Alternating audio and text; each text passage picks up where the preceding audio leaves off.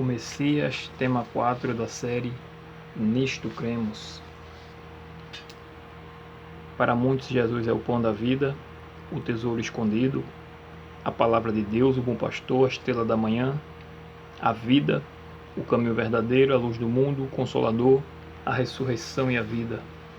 Para o solitário, ele é um amigo mais próximo. Para o pecador, ele é o Salvador e Cordeiro de Deus que tira o pecado do mundo. E para você, quem é Jesus? Para alguns Deus e para outros homens. Jesus, Deus ou homem? Como pode um simples humano fazer tantos milagres e restaurar vidas destruídas até os dias de hoje? E como pode ter tantos ensinamentos tão perfeitos que mesmo em dias atuais é uma lição para pessoas modernas? Jesus, o nome que se espalhou em todo o mundo, e muitas pessoas morreram proclamando este nome. Jesus é o Deus que tomou sobre si a natureza humana para habitar entre os seres humanos. Diz a palavra de Deus, primeira carta a Timóteo, capítulo 3, versos 15 e 16. Sem dúvida alguma, grande é o mistério da piedade. Deus se manifestou em carne, foi justificado no Espírito, visto dos anjos, pregado aos gentios, crido no mundo, recebido acima na glória.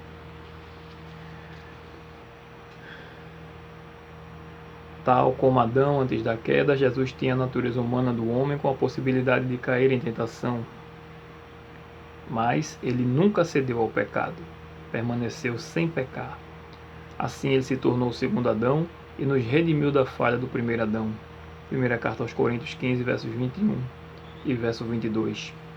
Por 4.000 anos estivera a raça a decrescer em forças físicas, vigor mental e moral. E Cristo tomou sobre si as fraquezas da humanidade degenerada. Unicamente assim podia salvar o homem das promessas, das profundezas, unicamente dessa forma poderia salvar o homem das profundezas de sua degradação. Assim, Cristo recebeu menos força física do que Adão tinha. Ele não era alto como Adão, pois a raça diminuiu em estatura desde o tempo de Adão. Não era tão forte quanto Adão, cansava-se e precisava descansar, quando Adão provavelmente não teria o mesmo problema. Jesus não teve vantagem sobre nós para vencer a tentação, e ele venceu o pecado do mesmo modo que podemos vencer.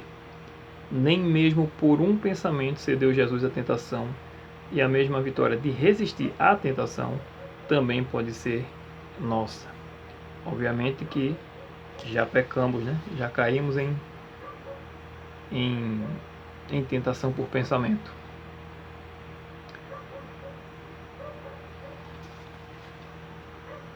O momento da morte de Jesus Cristo é o ápice das duas naturezas de Jesus, onde as duas levaram um enorme impacto. A natureza humana sofreu uma grande tortura física, a cruz, a pior maneira de executar uma pessoa que já existiu, e a natureza divina carregou todos os pecados da humanidade. Muitas vezes sofremos por algum pecado. Jesus sofreu por todos os seres humanos. Qual das duas naturezas sofreu mais? Ao analisar a trajetória da morte de Jesus, percebemos que em nenhum momento ele se queixou das enormes dores físicas que estava sofrendo. No entanto, quando chegamos no capítulo 27 de Mateus e no verso 46, Jesus exclama em alta voz. Ele grita, Eli, Eli, lama sabachthani, que quer dizer, Deus meu, por que me desamparaste? Pois sentiu o grande peso dos pecados da humanidade. Todos estes pecados estavam bloqueando o acesso de Jesus ao Pai. Uma separação que estava proporcionando um grande sofrimento a Jesus, muito mais que o sofrimento físico. Muitos mártires tiveram mortes terríveis, mas nada se compara com a morte de nosso Senhor Jesus. Ele sofreu 2 vezes ao mesmo tempo. Tudo isso ele fez para nos livrar da morte e do sofrimento.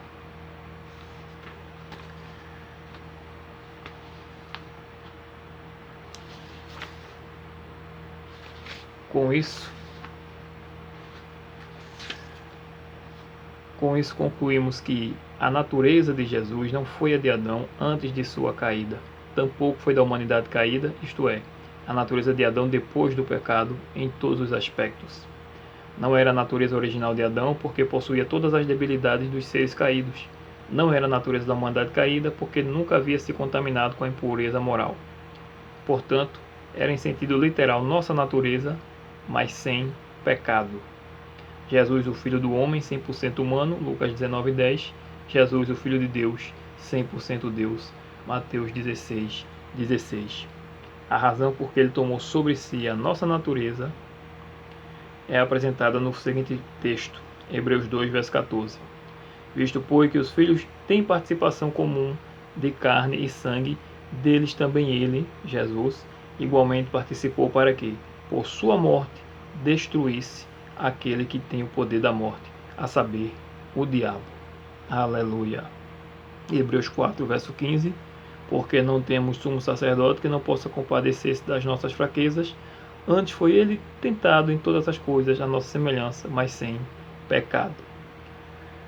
Jesus é Deus, independente de sua natureza nos tempos que viveu entre homens pecadores. Ele é onipotente, onisciente e onipresente, características de um verdadeiro Deus.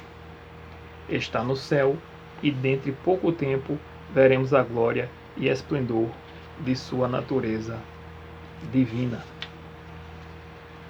Alguns textos que comprovam a divindade de Cristo: Isaías 9, verso 6, João 1, verso 1 e João 20, verso 28, Romanos 9, verso 5, Filipenses 2, versos 5 e 6, Tito 2, verso 13, Hebreus 1, verso 8, segunda carta de Pedro 1, verso 1.